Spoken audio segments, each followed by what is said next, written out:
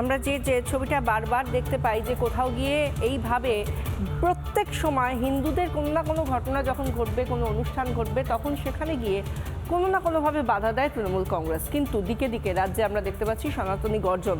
বিভিন্ন জায়গায় হিন্দু মহাসম্মেলন হচ্ছে, তার মধ্যে অন্যতম মন্দির বাজারে যে সম্মেলন হলো, সেখান থেকে কার্তিক মহারাজ বললেন যাতে হিন্দুরা, সনাতনীরা যাতে বাস্তববাদী হয় এবং হিন্দুদের এককাট্টা হওয়ার জন্য ডাক দেওয়া হলো বিভিন্ন সাধু সন্ত থেকে শুরু করে কৃষ্ণ ভক্তদের মধ্যে দিয়ে।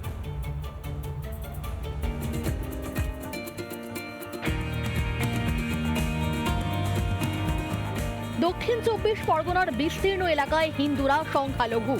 সেই জেলার মন্দির বাজারে সনাতনী সম্মেলন। কৃষ্ণ ভক্তদের উদ্যোগে আয়োজিত মঞ্চে হাজির কার্তিক মহারাজ।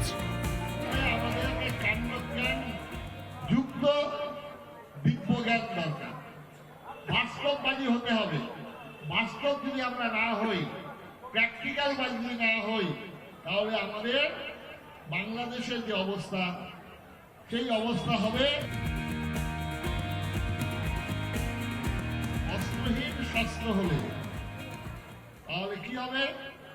তাহলে আবার আমাদের যারা বাংলাদেশে ধর্মগুরুরা ছিলেন, অনেক ধর্মগুরু ছিলেন, বহু জ্ঞান ছিল, অনেক ভাগবত পাঠক ছিল, কিন্তু সব পালিয়ে আসতেন। এদের শাস্ত্র ছিল কিন্তু অস্ত্র ছিল। কার্তিক মহারাজের মন্তব্যকে সমর্থন করেছেন সাধু সন্ন্যাসী থেকে ভক্তরা। সকলের গলাতেই হিন্দু ঐক্যের ডাক। আমাদের সবাই, সমস্ত হিন্দু সনাতনী মানুষ আমরা সবাই মিলে এক হব, যাতে আমাদের এই সনাতন ধর্মকে জাগরিত করা যায়। সব মায়েদের উচিত ঘরে ঘরে বাচ্চাদেরকে গীতা পাঠ শেখানো। গীতায় মূল কথাগুলো কি আছে, ধর্মকে রক্ষা করা, সেটা নিয়ে এগিয়ে চলতে হবে। সবাইকে দুর্গা বাহিনী হয়ে উঠতে হবে, নয়তো হিন্দুদের অবস্থা খুব খারাপ, আর হিন্দুরা এখন বাঁচতেই পারবে না। রবিবার বীরভূমেও হিন্দু সম্মেলনের আয়োজন করা হয়। রামপুরহাট রেলের মাঠে অনুষ্ঠান শুরুর আগে শহরে শোভাযাত্রা বের হয়। বঙ্গে ঐক্যবদ্ধ হচ্ছে হিন্দুরা।